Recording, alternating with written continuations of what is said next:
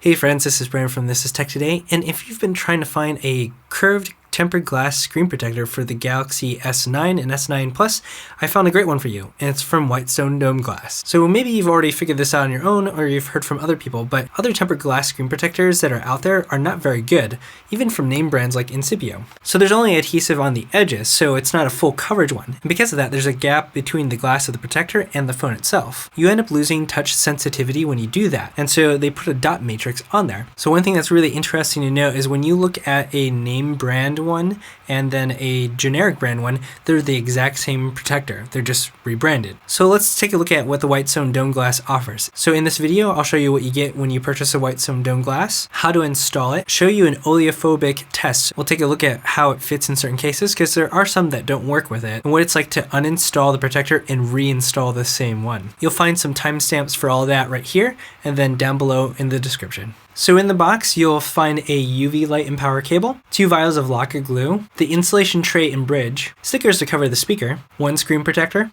a package of wet dry wipes, absorbers, stickers, and a tab for the installation process. So let's go through how to install it. So step 1, level your surface. That's important because at one point you have to tilt the tray. If it's not level, you may have some issues with the adhesive. This next step is one that I just personally suggest. Just steam the area with an iron, and that helps bring some of the dust down from the air. Step 2, turn off your phone. If it vibrates while you're installing it, it may create some issues. Step 3, clean your phone. Step 4, place the phone in the tray. There is a certain cutout for the camera area, and then insert the absorption pads. Step 5, put the sticker for the speaker on there. You'll notice that the top part of the sticker will align with the top part of the tray.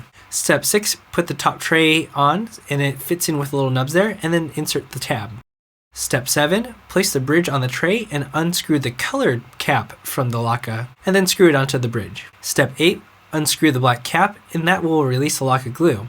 Then remove the bridge. Step 9, take the screen protector film off and then place it on the tray. Step 10, push down on the bottom of the tray to move the LOCA to the center, and then, once it reaches the center, pull out the tab. Now you need to wait for the LOCA glue to spread across the whole device. One benefit of LOCA glue is that if you have any scratches on your screen, it'll fill in those gaps. You may want to tilt the tray to get the very edges of some of the corners. Step 11, go ahead and use a UV light for about 15 seconds in all 3 areas. Step 12, make sure you clean carefully the screen protector of any excess LOCA and just the protector itself. Step 13, place a UV light on the phone once again and use it for about 60 seconds each section. So I know it seems like a lot of work and there's so many steps, but the kit that they provide with you makes it super easy, and just remember, LOCA glue is actually really forgiving. Now, as you can see here, it's really great. The blacks are really black. It's really hard to tell that it's even on there, actually.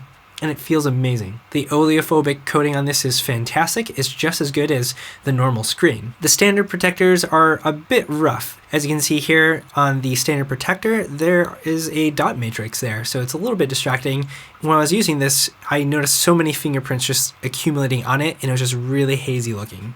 Now when you look at a normal screen protector, you'll notice that the cutouts are a little bit different. On the Whitestone Dome Glass, it covers a little bit more. It actually covers the camera on the front, and it doesn't inhibit the quality of your photos. So the Whitestone Dome Glass did fit with most cases that I had on hand, but there are a few exceptions. The Spigen Rugged Armor, Slim Armor, and Liquid Air does not fit with the Whitestone Dome Glass. The top of the dome glass is just a little bit too tall. If you're really adventurous, you could kind of shave off maybe a millimeter of the tempered glass screen protector to avoid that, but the top part of those cases just happens to lie on top of the screen protector just a little bit, and then it starts to lift. The Spigen Hybrid Armor was questionable. Maybe your mileage may vary. The rest of the Spigen cases fit. The Neo Hybrid, the Slim Armor CS, the Liquid Crystal, the Ultra Hybrid, the Clear Rugged Armor, and then my personal favorite, the Spigen Tough Armor, which has this really cool kickstand which allows you to just prop it up. It also works with every single Incipio case that I had, and I think it's their entire line. So it's the NGP, the NGP Folio, the NGP Advance, the Octane, the Dual Pro, the Reprieve Sport, and even the Esquire series, which is a very tight fit, but looks amazing. It even works with the Nomad Clear Folio, and I know, a lot of you want to know how this fits with Lifeproof cases and Otterbox cases. It surprisingly works with the Lifeproof Slam, it works with the Otterbox Symmetry, But as you probably guess, it doesn't work with the Otterbox Defender series. When I started to install it, the case fits on top of the glass screen protector itself, and it starts to lift up the sides, which you can see here. That resulted in me needing to uninstall the protector. So this is what it looks like. If you do need to uninstall it, just make sure you do it very, very carefully, slowly. I just kind of pull along all different sides until it finally releases. And great news, it doesn't affect the oleophobic coating. As you can see here, the screen maintains its coating perfectly fine. But do you have to buy a whole new Whitestone Dome Glass? Actually, you don't. Remember, there's 2 vials of the LOCA glue in there. What you can do is you can rub off the LOCA glue. I utilized rubbing alcohol, and it definitely takes a bit of time. You just kind of have to keep rubbing at it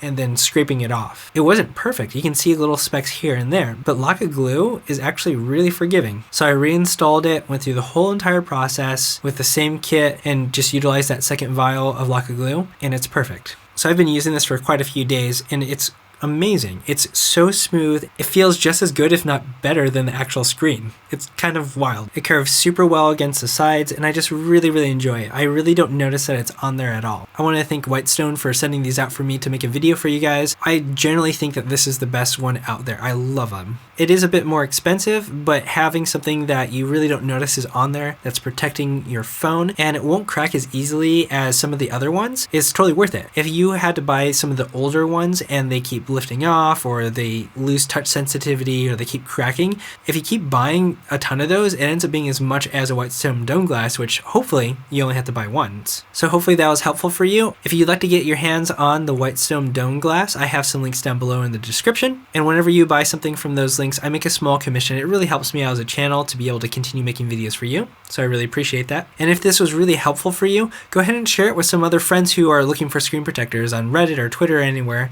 and give me a thumbs up and subscribe. I'm so close to 10,000 subscribers, and it's all thanks to all of you. Feel free to leave some comments down below. I'd be happy to help out in any way that I can. And I love talking with you guys. It's one of the best parts of making videos for YouTube. I have some more videos coming out for the Galaxy S9 Plus, so if you have any questions or things you'd like me to cover, go ahead and leave some comments for that as well. Thank you for watching This Is Tech Today. Until next time.